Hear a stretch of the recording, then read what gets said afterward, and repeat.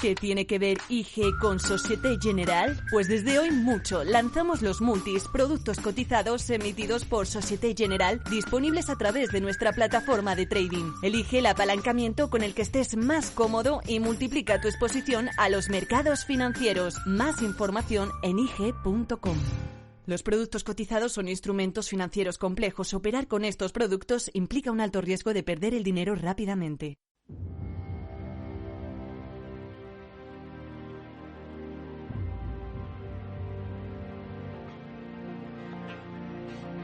Los martes a las 8:30 en El Balance nos vestimos de gala para recibir los debates Transforma España. De la mano de Eduardo Serra y moderado por Federico Quevedo, todas las semanas dedicaremos un espacio a reflexionar y debatir sobre aquellos asuntos que contribuyan a transformar el futuro y hacer del nuestro un país mejor. Eduardo Serra, buenas noches. Buenas noches, Federico. Oye, antes de que empecemos con nuestro tema de hoy, Reyes Escolano, buenas noches. Hola, buenas noches, Federico. Creo que tienes alguna noticia que contarnos. Ay, sí, es que por segundo año hemos lanzado en la Fundación Transforma España los premios Valor Añadido. Los premios Valor Añadido tienen la misión de reconocer a aquellas personas físicas que han contribuido con sus méritos en diferentes áreas a la puesta en valor del talento senior en España, y se otorgan a personas mayores de 55 años y en 6 categorías. Entonces ayer los lanzamos, ayer hicimos la apertura, ya pueden llegar los candidatos en 6 categorías diferentes. Hacemos premio Valor Añadido a la Nación, premio Valor Añadido a la Educación, a la Empresa, a la cultura y las artes, a la ciencia y a la investigación y a la concordia y la acción social. Y nada, hasta el 27 de mayo se pueden presentar las candidaturas, mayores de 55 años. Uno no se puede presentar a sí mismo, te tiene que presentar a alguien con 2 cartas de apoyo, contando por qué piensan que esta persona es merecedora del premio. Y nada, el 12 de junio deliberará un jurado de excepción presidido por Luis de Carlos.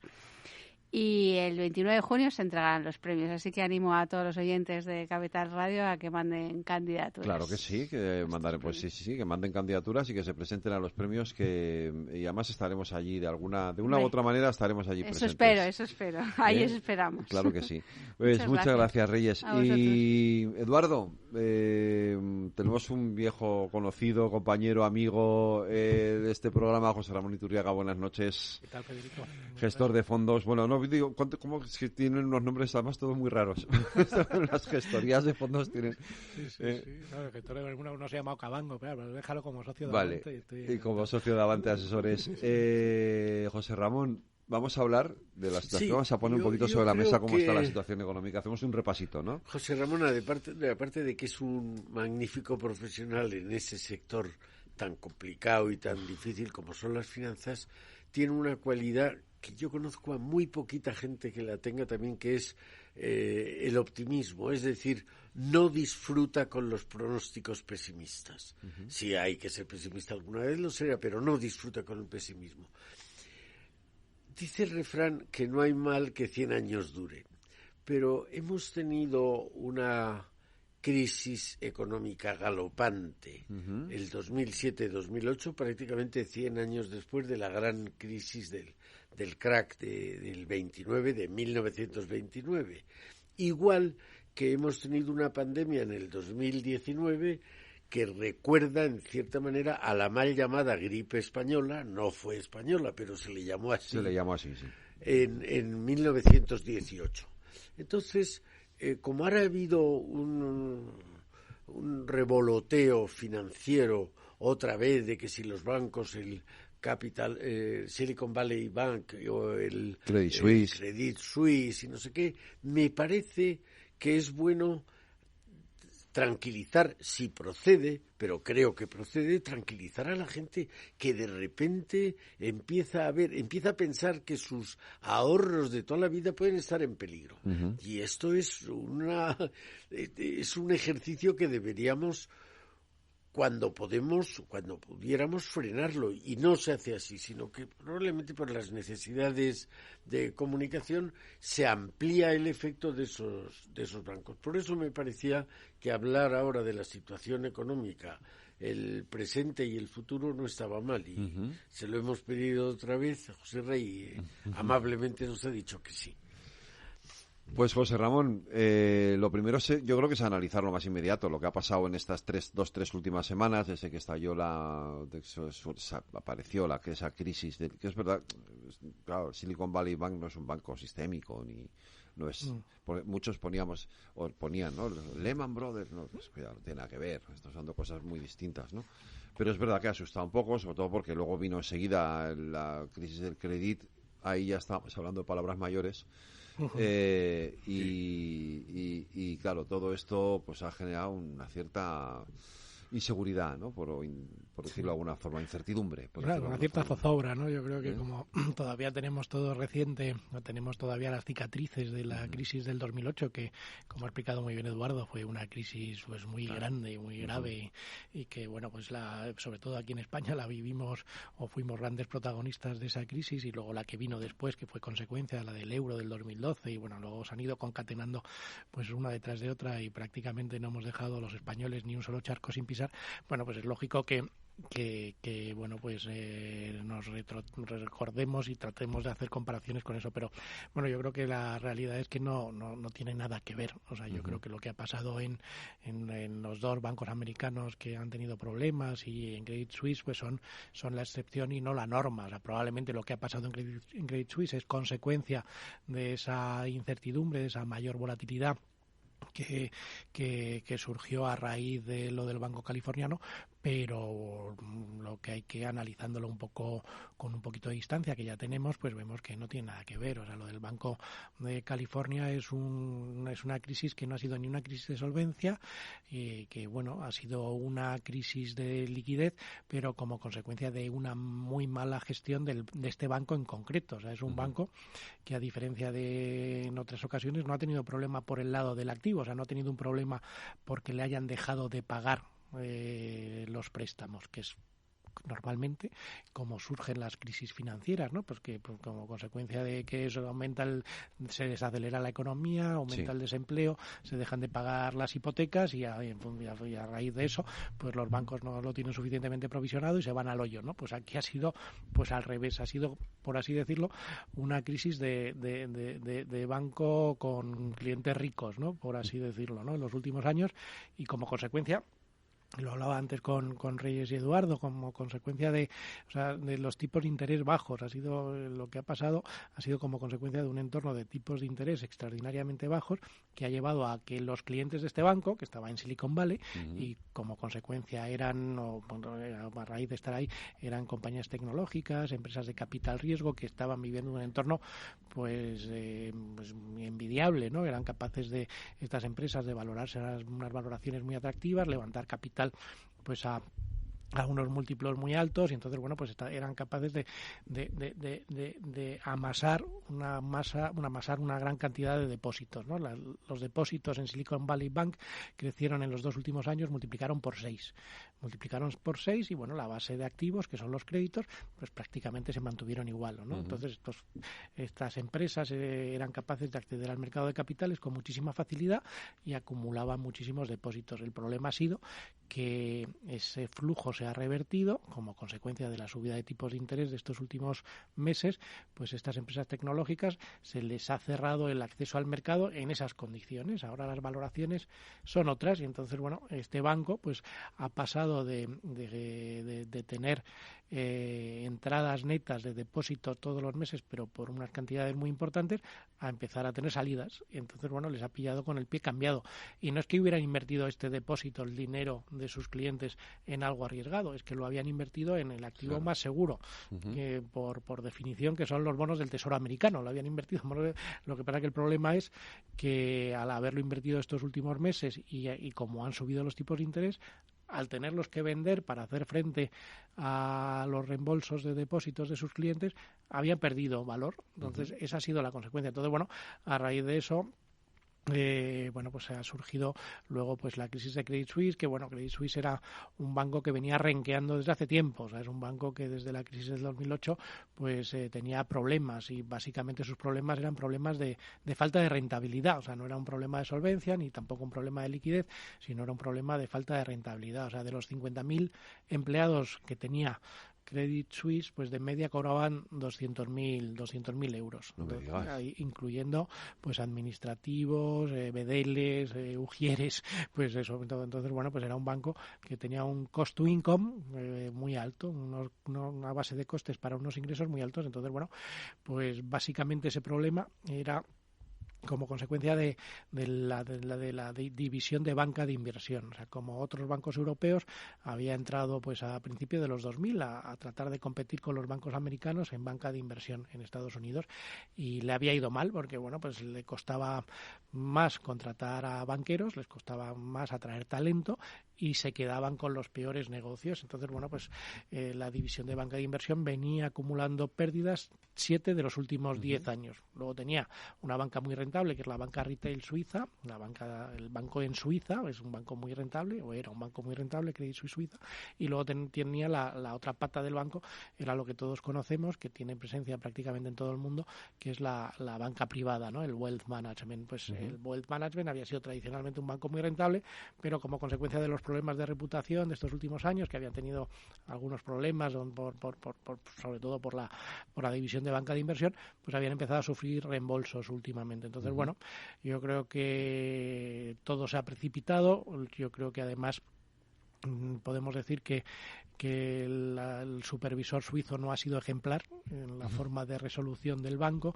O sea, yo creo que ahí hemos visto pues algo que si lo hubiéramos visto en Venezuela no nos hubiera extrañado, pero verlo en Suiza, pues eso, han nacionalizado prácticamente 2 bancos, ¿no? Pero bueno, más allá de eso, yo creo que bueno, eso ha provocado cierta zozobra. El viernes tuvimos una réplica porque repuntaron los CDS, los Credit Default Swap, los seguros de impago de Deutsche Bank, pero bueno, hoy ya se veía que ha sido una cosa de poco. Entonces, bueno, yo creo que esto se tiene que ir reconduciendo, pero lo que hemos vivido en los últimos días no es un problema de solvencia de la banca, tampoco es un problema de liquidez generalizado, han sido problemas muy puntuales que son la excepción y no la norma, y lo que hemos visto es pues algún problema de mercado, ¿no? Con el tema de Deutsche Bank, pues bueno, pues el mercado fiscal, sobre todo, ¿no? El tema de Deutsche Bank, ¿no? Bueno, yo creo que el mercado olió sangre, y cuando el mercado huele sangre, pues trata de aprovecharse, ¿no? Pero bueno, yo creo que lo han gestionado mejor, y yo creo que en pocos días, esto es cuestión de días, que se acabe reconduciendo, ¿no? Entonces, bueno, las consecuencias son de lo que hablaba también antes Eduardo. Yo creo que esto lo que descarta es, o saca de la ecuación, la posibilidad de que los bancos centrales se pasaran de frenada, que yo creo que era el principal riesgo, ¿no? En el escenario actual, donde la inflación sigue manteniéndose muy alta, pues que los bancos centrales pues nos dieran demasiado jarabe de palo, ¿no? Subieran demasiado los tipos de interés. Y hoy yo creo que después de lo que ha pasado, eso probablemente no sea así, lo que no quiere decir es que lo vayan a bajar, o sea, porque yo creo que la inflación ha venido para quedarse, una inflación no a los niveles actuales, pero sí en los entornos del 3%, lo que va a hacer o lo que va a dificultar que los bancos centrales vuelvan a esos tipos que, bueno, que yo creo que lo que hay que entender es que eran extraordinariamente bajos. O sea, lo que no era normal eran tipos cercanos a cero que hemos tenido estos últimos años. Lo lógico es tener tipos pues en torno del 2,5 o 3% en Europa y algo por encima en Estados Unidos. Yo creo que lo que está explicando José R. es un caso paradigmático de cómo las cosas no se pueden ver a primera vista. Si tú dices, oye, vamos a poner que el sistema financiero de préstamos prácticamente a cero tipo de interés, a tipo de interés cero, pues entonces dice todo el mundo, estupendo, yo pido un préstamo. ¿Qué se consigue con eso? Se consigue que mucha gente pida dinero porque no le cuesta pedir dinero, le cuesta cero. Pero al pedir, se piden para finalidades que pueden estar muy equivocadas, y entonces la economía va a ir mal. Sin embargo, si se piden unos tipos de interés razonable, la banca, el propio peticionario hace una mayor selección de a dónde debe ir el dinero. ¿Por qué funciona mejor el sector privado que el sector público? porque el sistema financiero, la banca, va diciendo, esta inversión que usted propone, esto puede ser rentable, le doy el dinero. Esto que usted me pide dinero, esto no puede ser rentable, no se lo doy. Se va haciendo una selección de gente competente. Lo que ha pasado aquí es que al haber tipos de interés cero, se ha ido mucha gente, se ha animado y ha tenido conductas muy alegres y se le ha hecho pagar ahora a la banca el impuesto extraordinario sobre la banca. Pero oiga, si es que ha estado muchos años sin ganar dinero, si el que presta dinero no cobra un interés, está... Yo creo que eso es un magnífico ejemplo de cómo las cosas no se pueden ver a primera vista. Hay que mirarlo con más detalle, con más intensidad. Y me parece que ojalá la banca aprenda la lección y también los ciudadanos aprendan la lección. Es bueno para la economía en general que haya unos tipos de interés relativamente bajos, pero que te exijan un esfuerzo el pedir prestado dinero. O sea, yo creo que, como dice Eduardo, o sea, yo creo que el problema no ha sido la subida de tipos de interés. O sea, estamos asociando esta crisis con la fuerte y rápida subida de tipos de interés. Pero el problema no ha sido ese. El problema han sido los tipos de interés tan bajos que llevaron, en el caso del Silicon Valley Bank, a multiplicar por 6 sus depósitos en poco más de un año. Eso es algo absolutamente extraordinario. Entonces, bueno, esa falta de previsión o esa mala gestión por parte del director financiero que no supo entender que eso era temporal y que algo que por naturaleza es a corto plazo lo invirtió a largo plazo, o sea, ese mismatch, ¿no?, entre el corto y el largo plazo fue lo que le llevó a esto. Pero eso es, o sea, y en cierta medida pues también es reflejo del signo de los tiempos, ¿no? Porque eran estas compañías tecnológicas capaces de levantar tanto capital y de forma tan fácil, porque claro, en tipos de interés tan bajos, pues estas compañías pues accedían al mercado de capitales pues de una forma poco artificial, ¿no? Entonces, bueno, ahora estamos en un proceso de repreciación de todos los activos. No es que el mercado de capitales como en el 2008 se haya cerrado, no, para nada. El mercado de capitales sigue muy sano y con muchísimo dinero. Hay muchísimo dinero esperando a ser invertido. Lo que estamos es en un momento donde tenemos que ver dónde se estabilizan los tipos de interés, porque en función de dónde se estabilicen fijará el precio de todos los activos. Entonces, bueno, estas compañías tecnológicas pues son el extremo, ¿no? Las compañías tecnológicas que por definición no ganan dinero, son startups que ahora mismo no están ganando dinero, que bueno, pues es previsible o previsiblemente las que tengan éxito pues ganarán mucho dinero o pueden ganar mucho dinero a futuro. Entonces tienen lo que se dice en el argot un valor terminal muy grande. Ahora mismo no ganan dinero, pues Amazon en su negocio core, que es el de la distribución de libros, bueno, y de libros y de otras muchas cosas, ahí no gana dinero en la gestión en lo que se llama la compañía de software, pero no gana dinero ahí, pero bueno, pues previsiblemente, como se está quedando con todo el mercado, como lo que llaman en los guiris el marketplace, se está quedando con todo el marketplace, pues en el momento que lo quiera rentabilizar, será capaz de rentabilizarlo. Entonces, tú te traes ese beneficio futuro a valor presente con una tasa de descuento muy baja, porque los tipos de interés están muy bajos, eso vale muchísimo. Cuando la tasa de descuento, como consecuencia de la subida de los tipos de interés, se incrementa, pues ya no vale tanto. Pero no es que no haya dinero, lo que no hay es dinero a esas valoraciones que hemos estado instalados estos últimos años. Y el problema es pues el sesgo cognitivo, ¿no? Como llevamos instalados en tipos de interés muy bajos mucho tiempo, pues hay gente que piensa que eso es lo normal. Los que tenemos ya más años, pues hemos vivido en otros entornos de tipos de interés y sabemos que, bueno, que eso ha sido la excepción. Lo excepcional es el entorno de tipos que hemos vivido. Y además estoy completamente de acuerdo con Eduardo que es sano que el dinero cueste, porque eso discrimina. Claro, eso hace que seleccione el capital a invertir. El que, si no, vale todo. Y en estas compañías que, como dice José Ramón, no te dan dividendo, no te dan dinero, sino que teóricamente aumenta su valor porque se piensa que el futuro va a ser, pero el futuro no es el presente. Ahora, esta turbulencia que ha sido, yo creo que ya la podemos dar por pasada, esta turbulencia no es la única. Nos hemos encontrado con la pandemia que empieza aquí, llega a principios del año 20. Hemos estado 2 años con una pandemia que ha supuesto muchas consecuencias económicas. Primero, aunque esto no es solo económico, se ha regionalizado el mundo. Hemos vuelto a ver los bloques, digamos, la falta de relación entre unas zonas del mundo y otro. Esto ha interrumpido las cadenas de suministro en muchos productos. Y eso lleva, Federico, a una cosa que sería curioso, y es, hemos estado viviendo con, compre usted donde sea más barato. Ahora habrá que tener en cuenta no solo que sea más barato, sino que sea fiable, que te pueda seguir suministrando en circunstancias aunque sean adversas. Y esto ha sido por razones políticas o por razones sanitarias, pero puede ser por muchas otras razones. Entonces yo creo que lo que ha comentado de la subida de los tipos de interés, la interrupción de las cadenas de suministros, esta es otra turbulencia de mayor longitud de onda, es decir, que va a durar más tiempo, pero que también va a suponer una dosis de incertidumbre para el futuro económico. Ha traído además, como se ha explicado él, un aumento de la inflación al que no estábamos acostumbrados, otra vez el sesgo cognitivo, y ese aumento de la inflación está produciendo distorsiones en el mercado.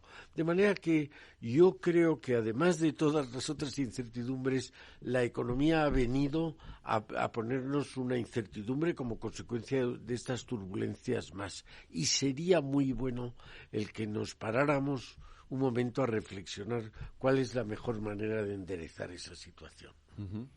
Yo creo que se está produciendo, y lo relacionabas tú antes con el siglo pasado, ¿no? Con el crash de la mal llamada gripe española. Yo creo que lo que se está produciendo es en cierta medida pues unos happy 20s, unos felices años 20, porque si miras, por ejemplo, las previsiones que hay de ocupación de Semana Santa, o sea, ya estamos viendo que va a ser una Semana Santa récord, va a estar por encima del año 2019, que fue año récord. ¿Y por qué? Es hasta cierto punto paradójico que, viendo dónde está la confianza del consumidor, que está muy baja, o sea, no está mínimos que estuvo a finales del año pasado, pero está a niveles extraordinariamente bajos, la gente está preocupada, porque es verdad que está preocupada, y eso es un hecho, y estas estadísticas son muy fiables y tienen mucha trayectoria. Pero, sin embargo, hay muchas ganas de recuperar el tiempo perdido. Como hay muchas ganas de recuperar el tiempo perdido, pues la gente está consumiendo. No solamente se va de vacaciones, sino que además también se cambia de coche cuando lo tengas, porque los coches, pues eso, lo que explicaba antes Eduardo, los problemas que ha habido en las cadenas de suministro, el ejemplo más claro son lo que te tardan en entregar ahora mismo un coche. Pero volviendo a esas ganas de recuperar el tiempo perdido, yo creo que a medida que esa confianza del consumidor se vaya recuperando, que lógicamente el año pasado se vio muy afectada pues por la guerra en Ucrania, que si ahora que ya tenemos un poco de perspectiva, lo que estamos viendo es que la guerra en Ucrania, desde el punto de vista económico, o sea, que no se me entienda mal, o sea, desde el punto de vista humano ha sido un horror, o sigue siendo un horror, pero desde el punto de vista económico el impacto está siendo mucho menor de lo que hace un año podíamos pensar, ¿no? El petróleo está hoy a la mitad de cómo estaba hace un año, el gas... Pero la gasolina no. Eso pues yo creo que los de la Comisión Nacional de Mercado de la Competencia, la CNMC, deberían dejar de teletrabajar y mirar eso un poquito más en detalle, porque eso... Es que yo estaba viendo, es que este dato que estás poniendo tú, yo lo estaba viendo esta tarde y digo, el petróleo está a unos niveles que hace un montón que no veíamos. Y sin embargo, la gasolina sigue estando carísima. El dólar ya no es la excusa, porque normalmente te ponen la excusa del dólar y el dólar está prácticamente en 1,10 otra vez. Y bueno, y el gas, ¿quién nos hubiera dicho que el gas, con todo lo que hablábamos el año pasado, iba a estar pues a la mitad de cómo estaba antes de empezar la... Ahora te cuento yo del gas, pero espérate un momento, que nos vamos a la publi.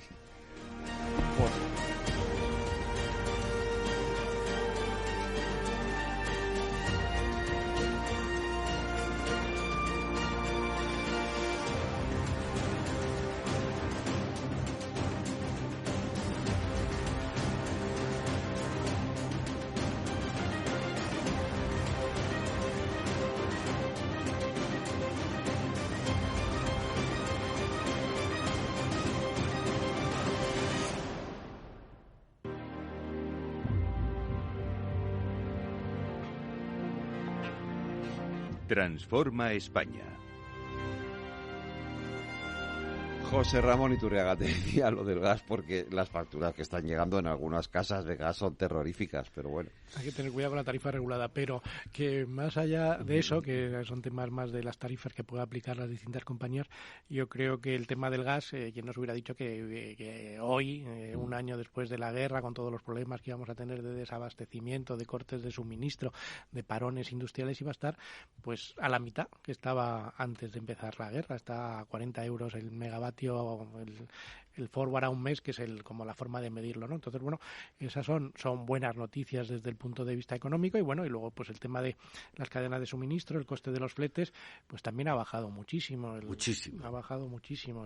Llegaron a estar a 11.000 euros el transporte de un contenedor de Shanghái a Los Ángeles o de Shanghái a Rotterdam, y ahora ha vuelto ya a los precios razonables, que son un poco menos de $2.000 el flete, que es algo ya bastante razonable, que es dividir entre 5. Entonces, bueno, los precios se van embridando, pero yo creo, y esto es lo que cambia mirando para adelante la situación, es que los precios, la inflación ha venido para quedarse, y esta es la clave. O sea, la inflación, pues estos problemas por el lado de la oferta se están reconduciendo, pero sin embargo lo que ya estamos viendo es que se está trasladando a los salarios. En el momento que la inflación se traslada a los salarios, pues ya podemos decir que es en cierta medida estructural. Uh-huh. Entonces, lo que hemos visto es que a cambio de no darte la subida de sueldos del 8% de la inflación del año pasado, pues los convenios colectivos pues te están dando pues 3 años consecutivos de subidas de en torno del 3, un poquito más del 3.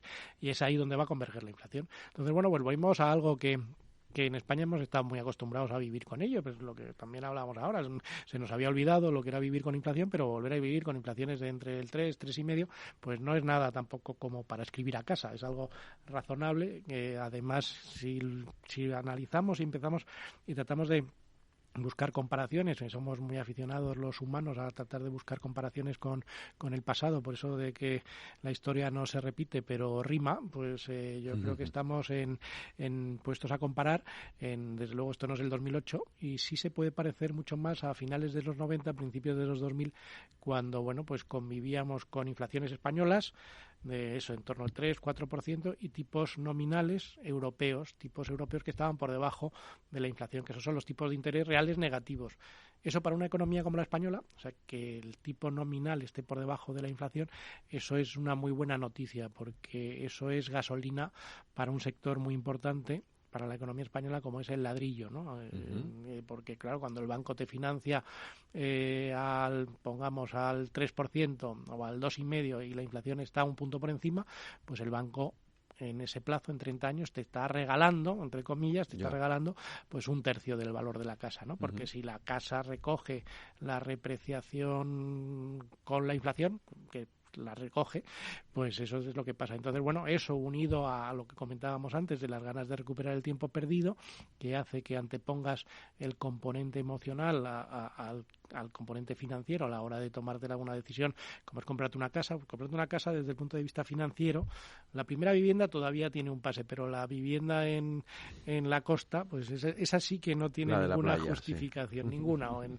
la montaña, en el Pirineo, no tiene ninguna justificación, pero lo que pasa es que ahora estamos por lo mal que lo hemos pasado, por esas ganas de recuperar el tiempo perdido, y bueno, pues España es un país que se beneficia mucho de esas dinámicas, se beneficia pues del turismo, que es esas ganas de recuperar el tiempo perdido, y este año pues va a ser año récord indiscutible en turismo, o sea, con todas estas malas sensaciones, con estos niveles de confianza, que no solamente es en España, sino a nivel global, que están en niveles absurdamente bajos o extraordinariamente bajos, pues vamos a tener años récord en turismo. Y el tema del ladrillo pues tiene pues muy buenas perspectivas. Entonces, bueno, pues puestos a hacer comparaciones, yo creo que esto para nada es comparable con el 2008, y si es comparable con algo es con el mejor periodo de la historia económica reciente de España, de los últimos 40 años, que es con lo que podemos comparar, ¿no? Uh-huh.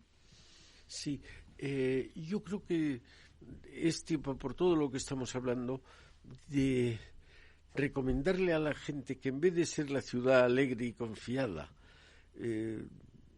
piense un poco más en el largo plazo. Tú hablabas ahora de los años 20, los felices años 20 del siglo pasado. Felices, todo el mundo recuerda el Can-Can, Pero llegó el 29, el crack del 29, y sobre todo lo que fue peor, los gobiernos adoptaron para dar gusto a la gente en unas políticas populistas, medidas proteccionistas. Eso llevó a un menor comercio mundial. Y al final eso se curó con una terrible guerra que fue la Segunda Guerra Mundial. Entonces, yo creo que hay que tener cuidado y decir, oiga, vamos a ver, no haga lo que acabamos de hacer con las pensiones, pan para hoy y hambre para mañana, no lo haga. Eso le lleva a usted, y si no es usted, a sus hijos, les va a llevar unas malísimas consecuencias. Vamos a ser un poco más ordenados. Yo creo que esa es una otra lección que se puede sacar de las turbulencias de estos días. Pero yo creo que la situación económica que está siendo, yo creo lo que dice José Ramón, la situación económica ahora mismo es una situación incierta, que puede salir muy bien, que puede salir no tan bien, pero que hay que mirar con precaución, mirando un poco más al futuro.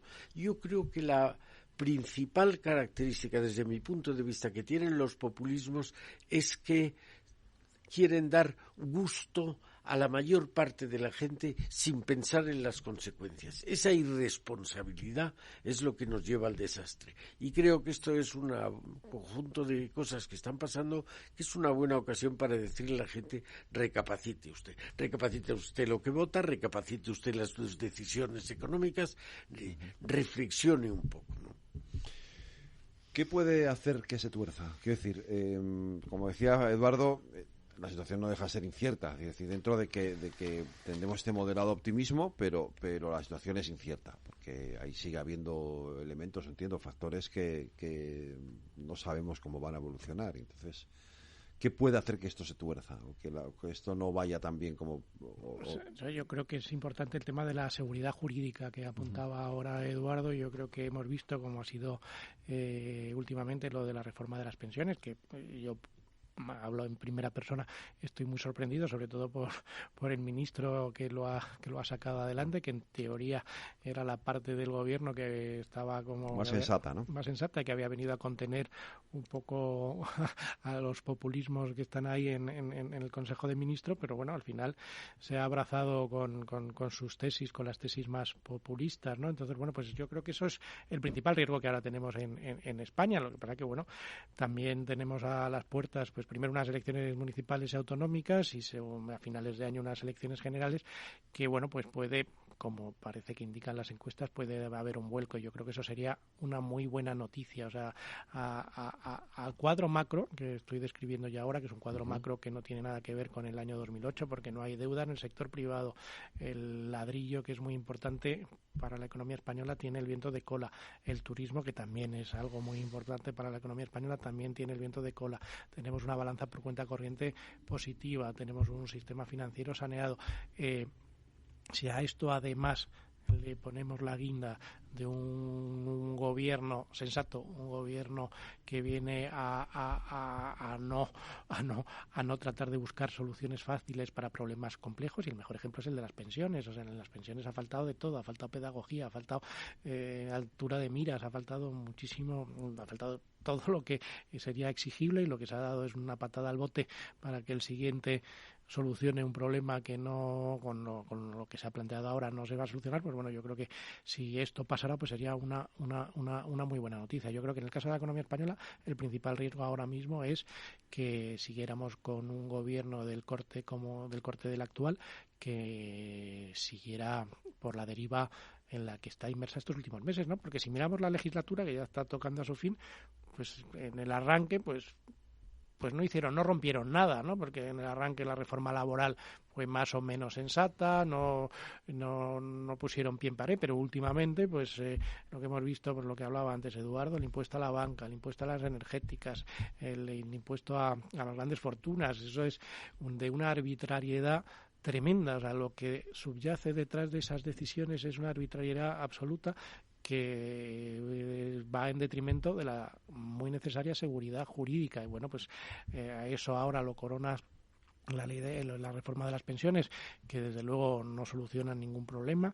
Y bueno, vamos a ver qué pasa con la ley de la vivienda, que ha sido la que vienen dando la patada a seguir desde el comienzo de la legislatura, y esperemos que no haya... Sigan dando patadas. Que sigan dando patadas y que no pase nada, pero bueno, yo creo que ahora mismo ese es el principal problema. Pero bueno, pues si nos aferramos, algunos nos aferramos a esas encuestas de GAT3 de Narciso Vichavila, que es el que últimamente más acierta para poder dormir por las noches, pues bueno, pues parece que la última fue de este lunes y la bueno, del lunes, parece la que de hay ayer un de ABC, sí. cambio a las puertas y ahí quizás la mejor noticia es ese Podemos, ese partido de extrema izquierda, ese populismo de izquierda que acordaros en 2015-2016, cuando las encuestas le daban incluso como primera fuerza de la izquierda, que ahora ya ha caído en la más absoluta insignificancia. Yo creo que esa es, leyendo la encuesta del lunes, la mejor noticia. O sea, que el populismo en España, el populismo de izquierdas en España ha pasado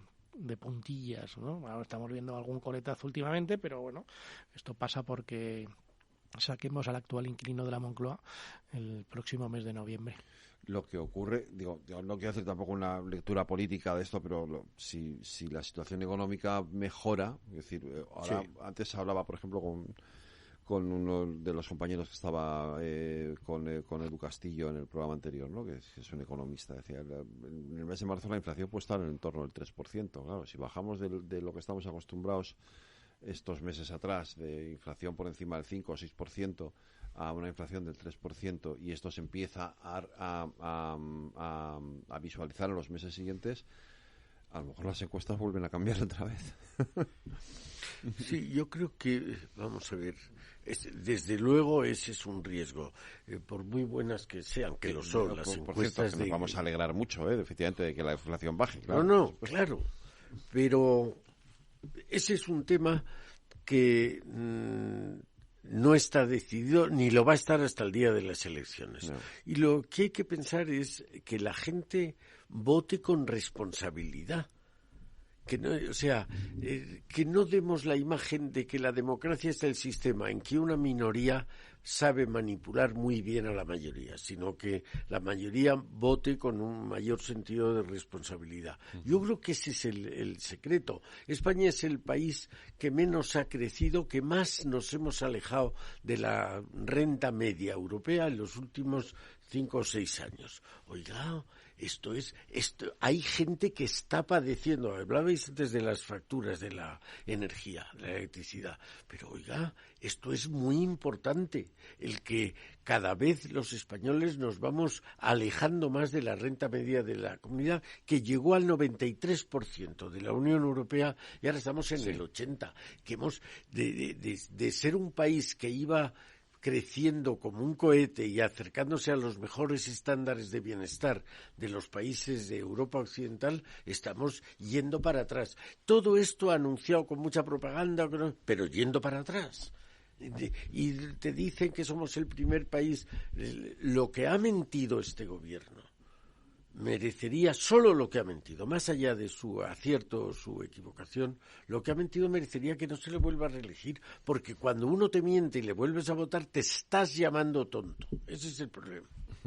Yo creo que como decía aquel asesor de Clinton, es la economía. Esta vez no va a ser la economía. O sea, yo creo que la economía, probablemente la percepción que tengamos a finales de año, fundamentalmente por lo que decías tú, Federico, de ese mejores datos de inflación, va a ser mejor la percepción que vamos a tener sobre la economía, pero no va a ser suficiente. O sea, yo creo que todos, las cosas que ha hecho este gobierno en plano de reforma de leyes, en plano de los delitos de sedición, ha hecho grandes barrabasadas que no pueden pasar desapercibidas. Entonces, bueno, yo creo que con independencia de lo que haga la economía, y que lógicamente todos nos alegraremos que la economía vaya mejor, porque eso nos afecta a todos, yo creo que no es suficiente. Esta vez no es suficiente porque se han traspasado determinadas líneas que Eduardo sabe mucho mejor que yo, que es algo que... Y no hay... es evidente, esas equivocaciones. Bueno, la más reciente, lo de la ley del sí es sí, eso es un horror, pero a mi modo de ver, lo más grave, lo peor que con diferencia ha hecho este gobierno es la Ley de Memoria Democrática, que en el fondo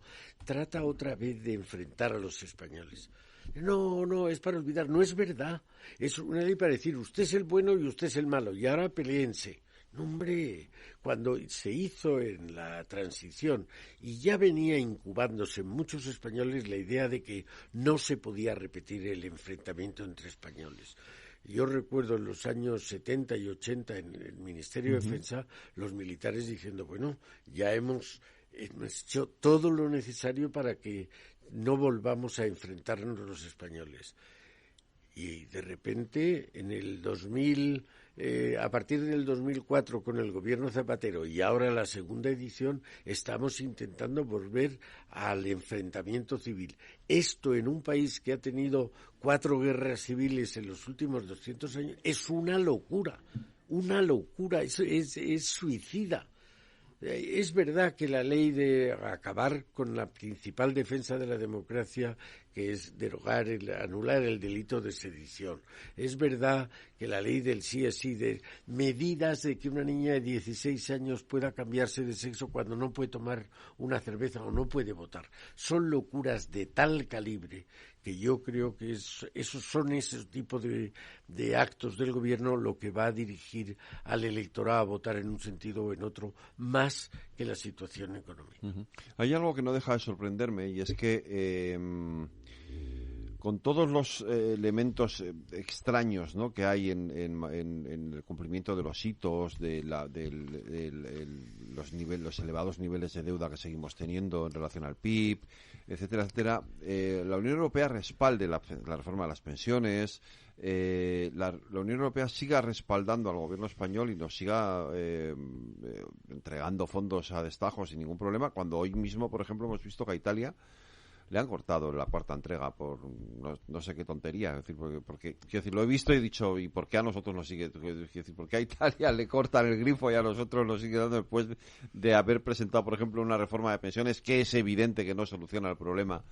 No, que lo agrava, No, ya no digo que lo agrave, que desde luego no lo soluciona, que es lo que se nos había pedido, ¿no?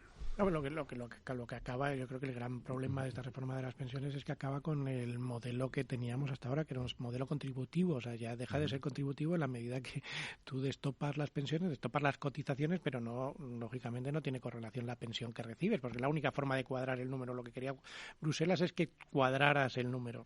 Escrivá ha llevado una reforma que el número lo cuadra, pero lo cuadra de la peor manera posible. Entonces, bueno, pues Bruselas, pues con eso, pues bueno, pues asiente y dice, bueno, pues esto has conseguido solucionar el problema de los baby boomers a costa de que, bueno, pues es la peor de las reformas posibles, porque haces que, bueno, esto tiene impacto en el mercado de trabajo, en la competitividad, desde luego en la equidad generacional, porque es completamente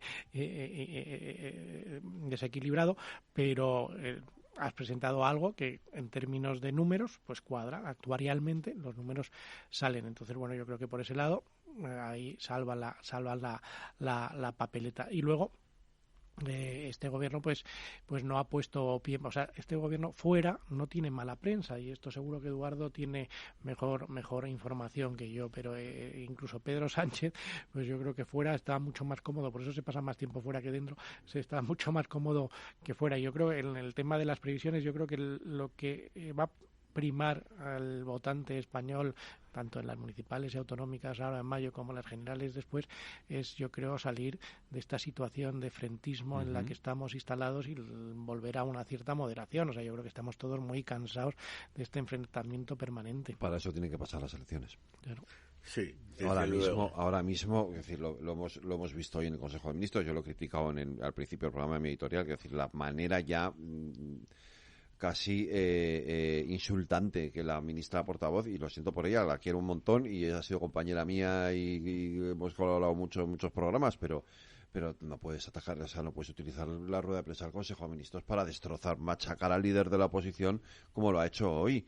O sea, esto no se puede hacer. Es lamentable lo que ha pasado este fin de semana con el tema de la Cumbre Iberoamericana, la forma en que salía Álvarez de la rueda de prensa corriendo para ir a contra... O sea, pero estamos en pre-campaña electoral. Esto ahora cualquier opción de acuerdo de nada es imposible. No, eso tienes toda la razón, pero yo creo, y alguna vez lo hemos comentado aquí, hemos tenido 40 años muy buenos, incluso desde el punto de vista político, aunque se cometió el error de no llegar a acuerdos definitivos, permanentes entre PP y PSOE desde el principio, aquí hemos tenido un bipartidismo imperfecto con los nacionalismos, digamos, periféricos, pero donde estaba la discusión de los votos entre PP y PSOE era en el centro. Luego uno, para quitarle votos al otro, lanzaba mensajes moderados dirigidos a esa parte de la moderación que es el centro del espectro político. A partir del 15, a lo mejor naciendo con la crisis del 2008, aparecen partidos más en el extremo. Vox en un lado y en el otro lado Podemos. Y entonces les empiezan a quitar votos a los partidos. Los partidos ya no van mirando al centro para quitarle votos el uno al otro, sino para quitárselos a los radicales, llamemos, de los extremos. Y eso ha tensado la relación política entre las distintas facciones hasta extremos como los que estamos viendo, que se utiliza el Consejo de Ministros, como alguien dijo, es para que el gobierno haga de oposición a la oposición.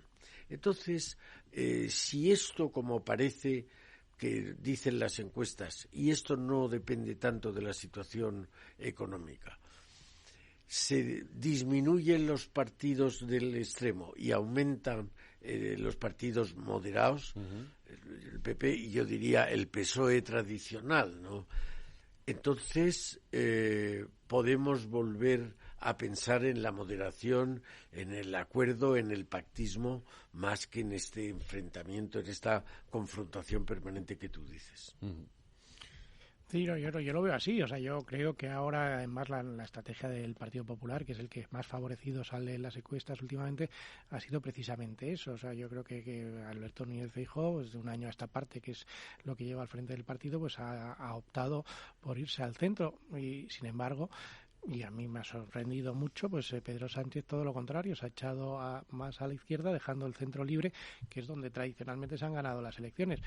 Entiendo que alguna estrategia política hay detrás que a mí se me escapa, pero más allá de fijar un suelo, que con esto ha conseguido, y lo hemos visto en las últimas encuestas, que claro, ha fijado un suelo a costa de comerse al votante de Podemos. Ahora Podemos ahora en las encuestas le están dando por debajo del 9%, en torno al 8%, y bueno, sí, el PSOE ha fijado un suelo que está ahí en torno al 25%, pero claro, porque te has comido a tu aliado por la izquierda o al partido por la izquierda, pero claro, esto se va a volver a ganar en el centro. Entonces ahí es el millón de votantes que votaron al Partido Socialista en las últimas elecciones generales, o que bien no voten o que entiendan que Feijóo es un candidato que cumple con sus expectativas, y yo creo que las cumple. O sea, yo creo que ahí ha acertado con esa estrategia. Entonces, bueno, yo creo que espero y deseo que siga acertando y que el PSOE se siga confundiendo, porque a mi entender, a mi modo de ver las cosas, este giro esta radicalización que últimamente se ha acuciado, va en detrimento de sus expectativas electorales, ¿no? Uh-huh. En el programa Marco que presentaron en el fin de semana, el PP ha incluido una rebaja de impuestos generalizada, desde luego, claro, como que es lo que viene. Bueno, entre otras cosas, es que esta inflación de la que hemos estado hablando en el programa de hoy no ha tenido su reflejo en la fiscalidad. Oiga, si usted está recaudando más simplemente porque han subido el precio de las cosas, pues puede dar parte, a lo mejor no todo, pero una parte dejársela al contribuyente. Pero más allá de eso, el influjo del populismo en las decisiones del gobierno se ha traducido también en un enfrentamiento. El empresario es malo, el empresario es antisocial, el empresario es despiadado. Oiga usted, el empresario es el que crea riqueza. Y si la sociedad española ha visto la diferencia entre tener $300 de renta a tener 30.000, y está viendo lo que es tener estado de bienestar, y está viendo lo que es tener educación gratuita, y está viendo lo que es tener la sanidad como la tiene, más allá de los problemas coyunturales, oiga, no juegue usted literalmente con las cosas de comer. Uh-huh. Sí, porque lo que hemos visto, lo que comentabais ahora de la rueda de prensa del Consejo de Ministros, pero es que hemos visto al presidente del Gobierno señalando, como si se tratara de un partido bolivariano a un gran empresario español, o sea, con nombres y apellidos, o sea, que es algo nunca visto y algo que no tiene pase. O sea, tú no puedes señalar a un empresario porque ha tomado una decisión, estoy hablando de Rafael del Pino, una decisión empresarial que lógicamente lícita, completamente lícita, y que te tendrán que aprobar sus accionistas, lógicamente en junta, que para que él trabaja, para los que él trabaja, entre otras cosas. Y entonces, bueno, ahí hemos visto un señalamiento que yo creo que se están traspasando determinados límites, que es lo que yo creo que la amplia mayoría del pueblo español no está dispuesto a seguir en esta deriva, ¿no? Entonces, bueno, pues vamos a ver qué pasa, pero tiene pinta de que esto se va a reconducir y eso permitirá que afloren pues estas dinámicas o estas dinámicas de fondo que son muy positivas y que nada tienen que ver con ese 2008 fatídico con el que últimamente nos estamos cansando de comparar. Sí, pero lo cierto es que en el 2008, desde ese 2008 fatídico, nadie ponía sobre la mesa cifras de, por ejemplo, de como decías tú antes, de reservas de hoteles en la Semana Santa de casi el 100% en toda España. O sea, eso era imposible, era impensable. Eso fue el pinchazo de una burbuja que, bueno, pues eso fue una bomba que se cebó durante muchos años, que, bueno, llevó... El principal problema entonces era el altísimo endeudamiento del sector privado, y el sector privado no tiene ningún problema de deuda y, bueno, eso tiene su reflejo, lógicamente, en la solvencia de los bancos, que si no hay un problema de deuda privada, los bancos, lógicamente, no tienen ningún problema. Además, y yo creo que es una gran diferencia con respecto a ese 2008, y también lo hablábamos antes de entrar en antena, es que, bueno, ya las cajas de ahorros, que fueron el gran problema del sector financiero, ya no están. O sea, los conductores borrachos, que no eran todas, pero sí muchas cajas de ahorro, ya han salido de la carretera, y eso es una magnífica noticia. Eso es una magnífica noticia porque, bueno, pues los préstamos están dando con criterios empresariales y ya no hay criterios políticos gestionando instituciones financieras, o que eso fue... que es lo más parecido a cuando hay a Podemos, cuando era una de las cosas principales que llevaba en su programa lo de volver a la banca pública. Digo, si banca pública o algo muy parecido, que eran las cajas de ahorro, hemos tenido, y eso fue el origen o uno de los principales razones del origen del problema del sistema financiero español. Bueno, es que todos recordamos que el gran rescate a la banca no fue el rescate a la banca, fue el rescate a Bankia. A las cajas, a muchas cajas. A las cajas, claro, muchas. A las cajas, a Bankia. Es terrible. Empezó con Cajasol. Yo me acuerdo que leí Cajasol en Financial Times, hablando de Cajasol, y fue la primera que se rescató y luego ya empezó... Pero...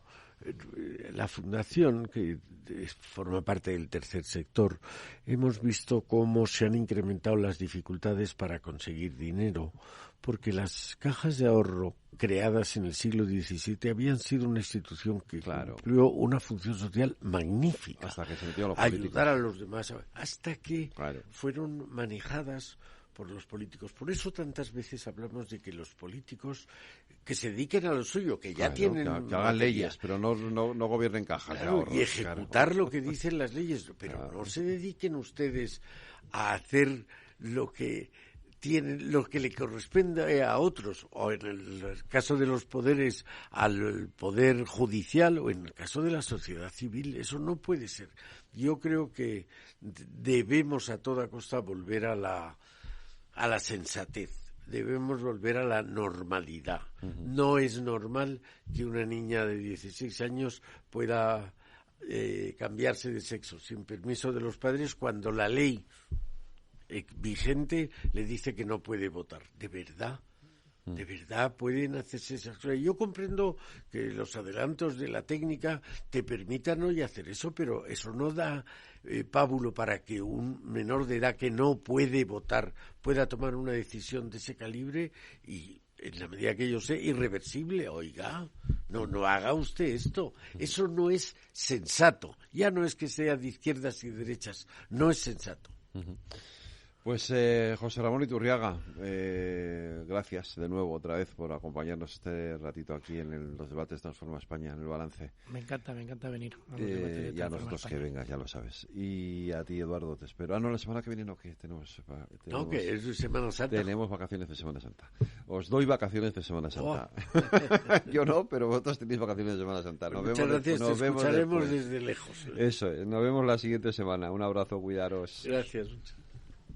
¿Qué tiene que ver IG con Société Générale? Pues desde hoy mucho. Lanzamos los multis, productos cotizados emitidos por Société Générale, disponibles a través de nuestra plataforma de trading. Elige el apalancamiento con el que estés más cómodo y multiplica tu exposición a los mercados financieros. Más información en IG.com.